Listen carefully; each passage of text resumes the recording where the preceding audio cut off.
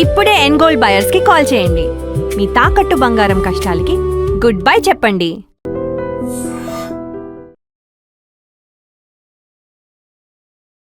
నమస్కారం, welcome to I dream. ధర్మ మార్గం విత్ విజిత కార్యక్రమానికి స్వాగతం.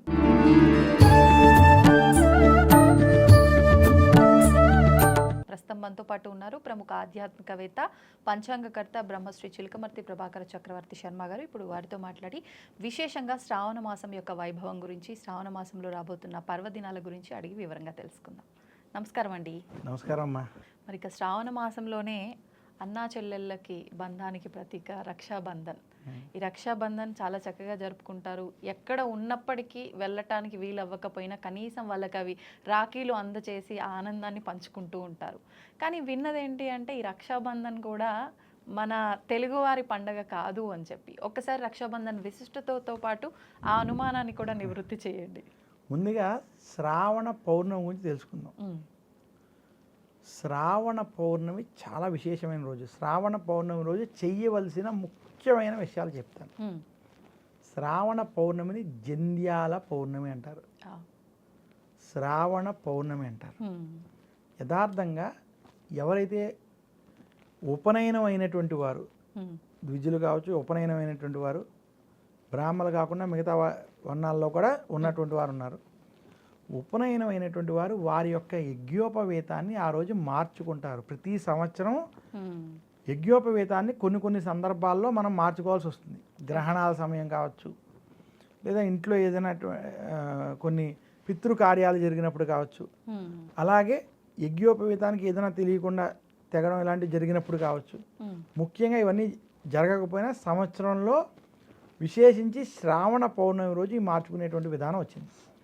దీనికి కూడా ఒక పురాణ కథ ఎలా చెప్తారంటే, గౌతమ మహర్షి ఒకానొక సమయంలో కరువు కాటకాలు పెరిగిపోయినప్పుడు, ఆహారం అనేది లేనప్పుడు అనేక ప్రాంతాల నుంచి ఋషులు, బ్రాహ్మలు, అలాగే దాంతోపాటు అనేక మంది జనులు గౌతమ మహర్షి వద్దకు వెళ్ళి, మాకు ఎక్కడా నీరు లేదు, వ్యవసాయం లేదు, తిండి లేదు, మమ్మల్ని రక్షించాలనగా ఆయన తన తపోశక్తితోటి గాయత్రి మంత్రం చెప్పి కొన్ని విత్తనాలు విసరడం చేత అక్కడ అనేక వృక్షాలు వచ్చి వారికి కొన్ని సంవత్సరాల పాటు ఆహారానికి లోటు లేకుండా అందరికీ ఆహారాలు, అన్న పానీయాలు అందాయి.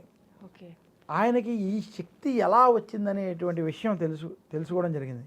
అప్పుడు నేను నిత్య గాయత్రి చేయడం, ముఖ్యంగా శ్రావణ పౌర్ణమి రోజు యజ్ఞోపవీతం చేసి ఎవరైతే నూతన యజ్ఞోపవేత ధారణ చేసి విశేషంగా గాయత్రి జపాన్ని చేస్తారో, కనీసం 1008 సార్లు గాయత్రిని చేసుకుంటూ త్రిసంధ్యలు చేస్తారో అటువంటి వారికి ఇటువంటి శక్తి లభిస్తుంది, ఆ యొక్క గాయత్రి యొక్క అనుగ్రహం లభిస్తుందని చెప్పడం.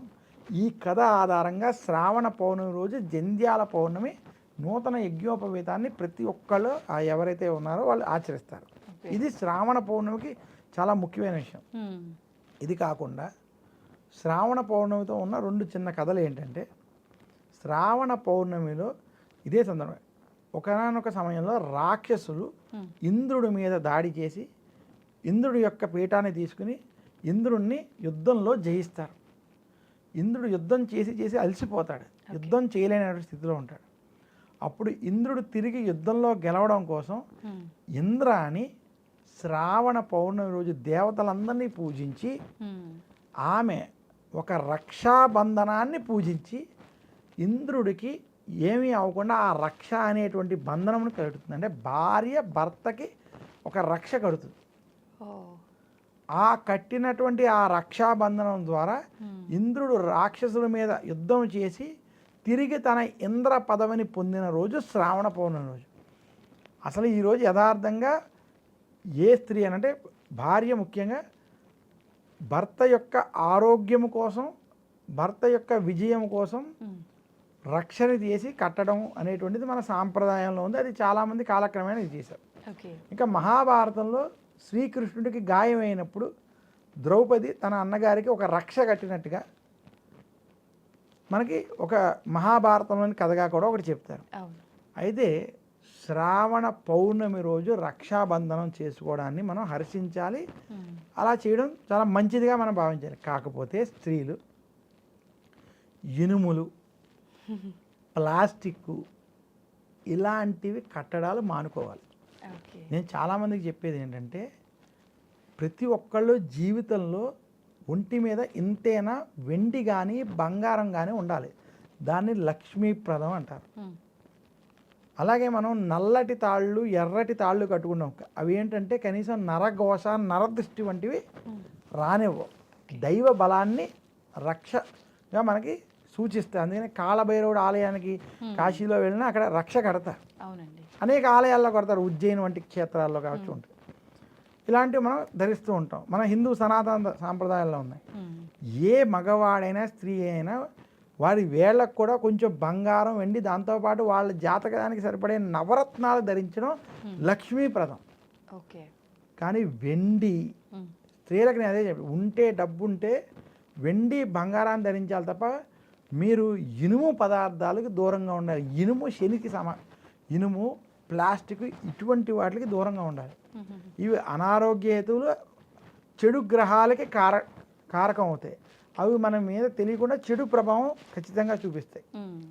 అయితే రక్షాబంధనం రోజు కుదిరితే ఎర్రటిది కానీ నలుపు రంగు కానీ ముఖ్యంగా ఎర్రటి దారముతో రక్ష చేసి పోనీ ఎర్రటి దారంతో ఉన్నటువంటి రక్షాబంధనాన్ని మీరు కొనుక్కు తెచ్చుకొని దానిని ఒక 5 నిమిషాలు భగవంతుడి ముందు కనీసం పెట్టాలి.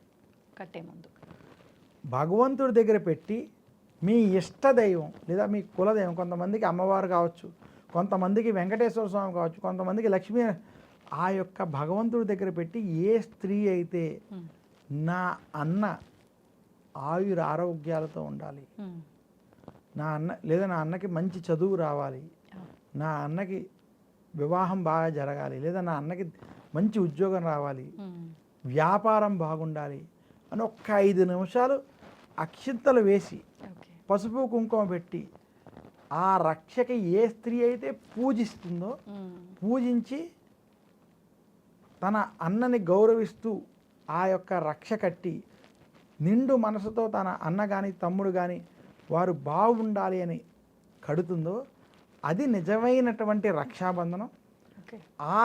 అలా కట్టినటువంటి రక్ష బంధనం ఏదైతే ఉన్నదో అది ఆ అన్నగారిని వాళ్ళని రక్షిస్తుంది.